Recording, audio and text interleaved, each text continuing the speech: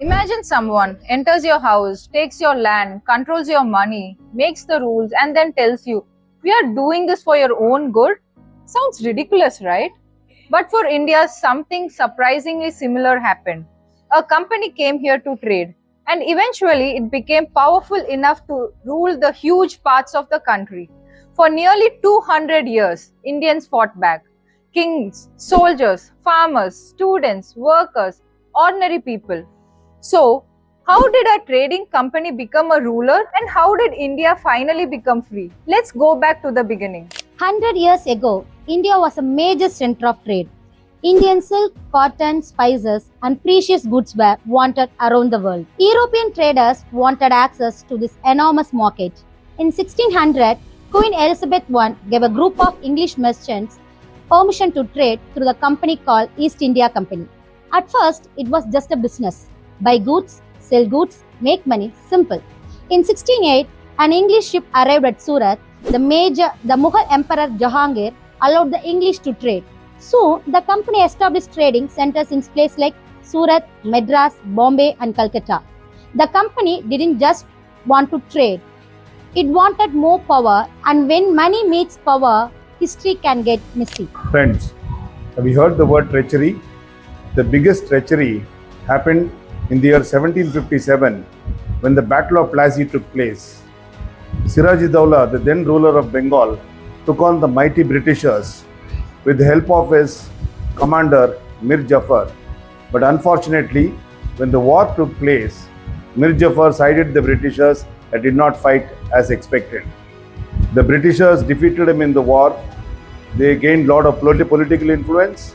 They also amassed a lot of wealth, and they also had a military power established over Bengal.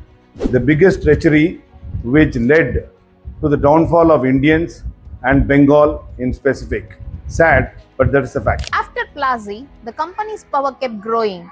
It fought wars, made territories, usual political rivalries, and took control of more territory.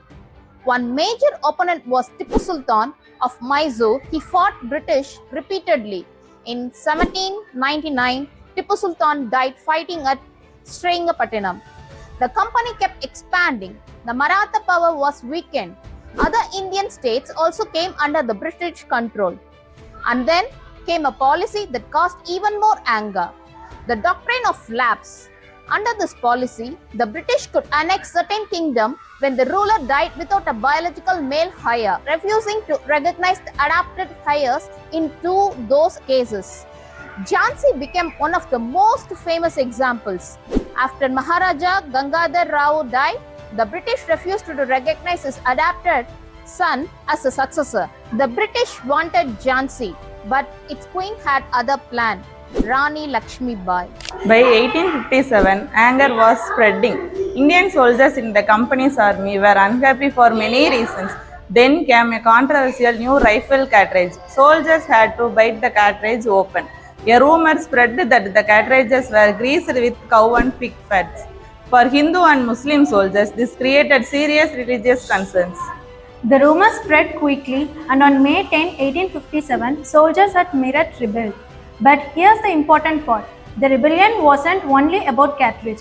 The cartridge was the spark. Years of anger were the fuel. And suddenly, India exploded. The rebellion spread in Delhi, Kanpur, Lucknow and Jhansi. Mangal Pandey became the earlier symbol of resistance. Bahadur Shah Zafar became the symbolic leader of the religion in Delhi. Rani Lakshmibai fought fiercely against the British, but the British had greater military resources. The revolt was eventually crushed. Rani Lakshmibai died fighting in 1858. Bahadur Shah Zafar was captured and sent into exile in Rangoon. The religion had failed. In 1858, the British government entered the East Indian Company rule. Control of Indian passed directly to the British ground. The company was gone. British rule remained, and now the freedom struggle had to find a new path. A new generation of Indians was growing up. They were educated, they were reading newspapers, they were asking questions. And in 1885, the Indian National Congress was founded. At first, many leaders asked the British for reforms and greater Indian participation in government, but the movement became stronger. Bal Gangadhar Tilak declared, Swaraj is my birthright and I shall have it. Lal Rajaput Rai, Bal Gangadhar Tilak and Bipin Chandra Pal became known as a Lal Bal Pal. In 1905, Bengal was partitioned by the British government. Indian protected. The Sudesi movement grew. People boycotted foreign goods and encouraged Indian-made products. The message was simple. If you want freedom, started by the becoming less dependent on the people controlling you. Then came man who would change the freedom movement forever. 1915. Mohandas Karamchand Gandhi returned to Indian from South Africa. He looked simple, but his idea was powerful. Satyagraha. Resistance based on truth and non-valuable. Became a man who would change the freedom movement forever. 1915. Mohandas Karamchand Gandhi returned to India from South Africa. He looked simple, but his idea was powerful. Satyagraha. Resistance based on truth and non-violence. Gandhi believed people would challenge justice without becoming violent themselves. But first, he traveled across India. He met farmers, workers, ordinary people. He wanted to understand their problems. In 1917, he supported farmers in Champaran, Bihar, who were facing pressure from European indigo planters. The movement became an important early success. Gandhi had shown something important. You didn't need an army to create change. Sometimes you needed people, millions of them. Then came April 13, 1909, Jallianwala Bagh, Amritsar. Thousands of people had gathered. It was Bhai Shakti. Many had come for the festival, while others were protesting against British police. Then Brigadier General Ronald Dyer arrived with drops. He ordered them to fire. People tried to escape, but the enclosed garden had limited exit. The fire counted. People tried to escape, but the enclosed garden had limited exit. The fire continued. Hundreds of people were killed. According to official British figures, while many more were injured, the exact number of victims remains disputed, but the impact of undeniable. India has had Rabindranath Tagore returned this British ignored. A millions of and Indians lost fight in the idea of that British rule. The question became bigger. Now, how can British rule India better? But why should we British rule India at all? In 1920, Gandhi launched the non-cooperation movement. The idea: stop helping the British system. Students left from government schools. Lawyers stopped working in British courts. People boycotted foreign goods. Millions joined.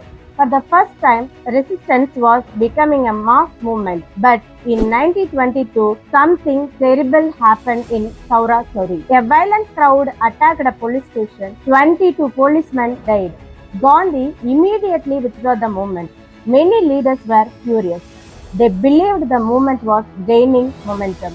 But Gandhi had made his choice. He believed that India's freedom could not be built through the kind of violence he was trying to oppose. But not everyone agreed with Gandhi's approach. A younger group of revolutionaries believed armed resistance was necessary. Bhagat Singh, Chandrasekhar Azad, Rajguru, Sukhdev and others. Bhagat Singh was deeply affected by the Jallianwala Bagh massacre. Years later, he became one of the India's most famous revolutionaries. In 1929, Bhagat Singh and Badukeshwar would throw bombs inside the Central Legislative Assembly. Their aim was not to mass killing. They wanted to make their protest impossible to ignore. They were arrested, put on trial, and on March 23, 1931, Bhagat Singh, Rajguru and Sukhdev were executed. Bhagat Singh was only 23. His life has been short. His impact was enormous. Then Gandhi chose an unlikely weapon, salt.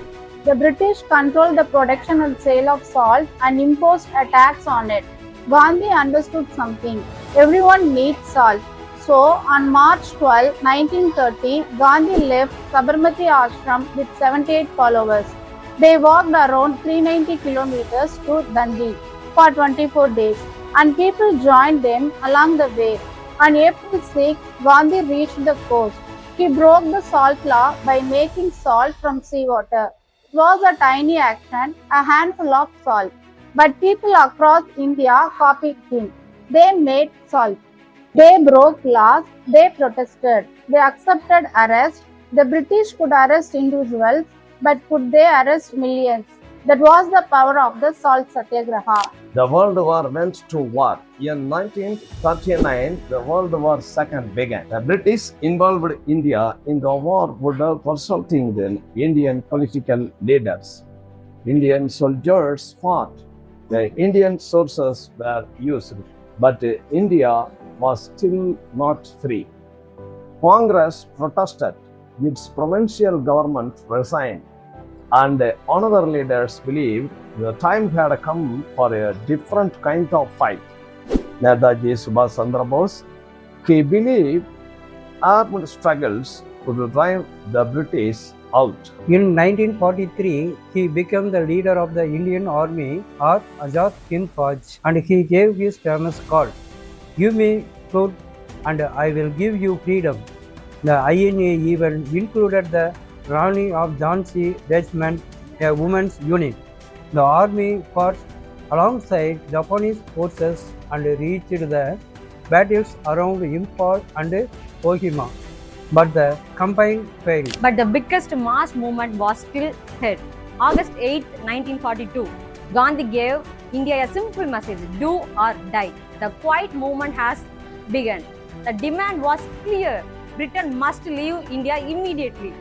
The British reacted quickly. The next day, Gandhi and many leaders were arrested.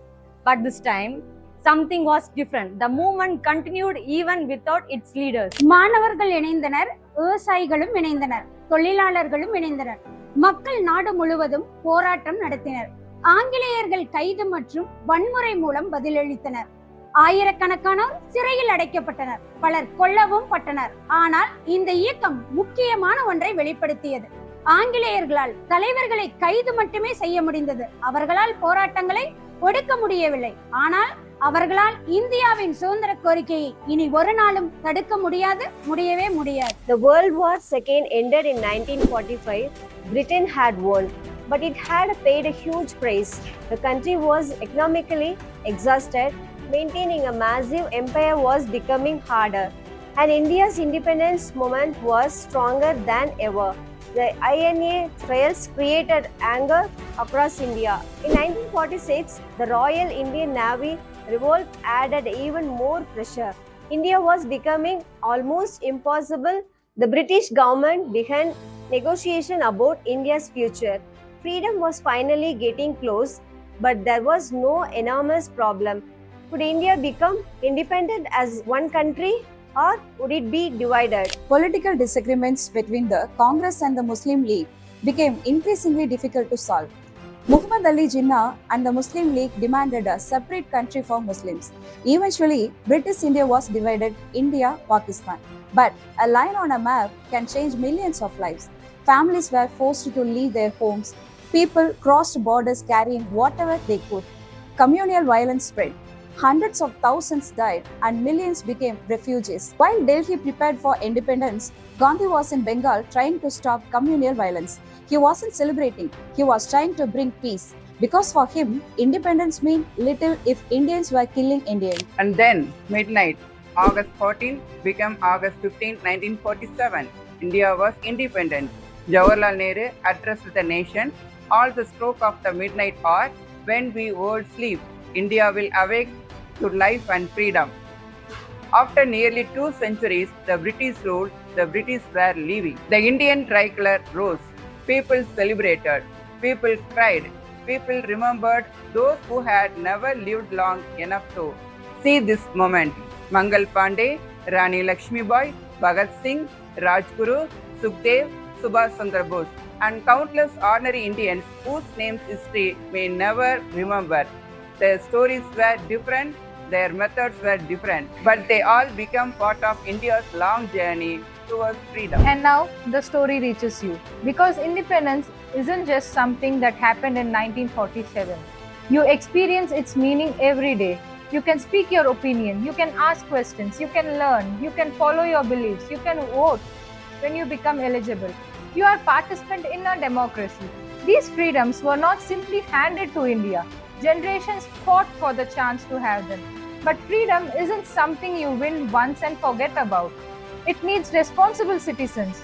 It needs people who understand their rights and people who respect their rights of others. And freedom fighters pass the responsibility to the next generation. And now that generation is us. Think about the journey. A trading company arrived in India. It gained power. It fought wars. It took territory. Indians resisted. The revolt of 1857 shook British rule. Nationalism grew. Gandhi brought mass non-violent movements. Revolutionaries challenged the empire in their own way. A salt march showed that power of peaceful resistance. Netaji and the INA challenged the British military. India showed the strength of mass resistance. World War II weakened Britain, and finally, India became independent. But history isn't only about remembering dates, it's about understanding choices. Some fought with weapons, some fought with protest, some fought with words, some fought with refusing to cooperate, and millions simply refused to give up. And when you see the Indian flag, don't just see the three colors, see the generation behind it, see the courage, see the sacrifice, and remember one final thing. Freedom was inherited by us. But what happens to that freedom next depends on us. Jai Hind.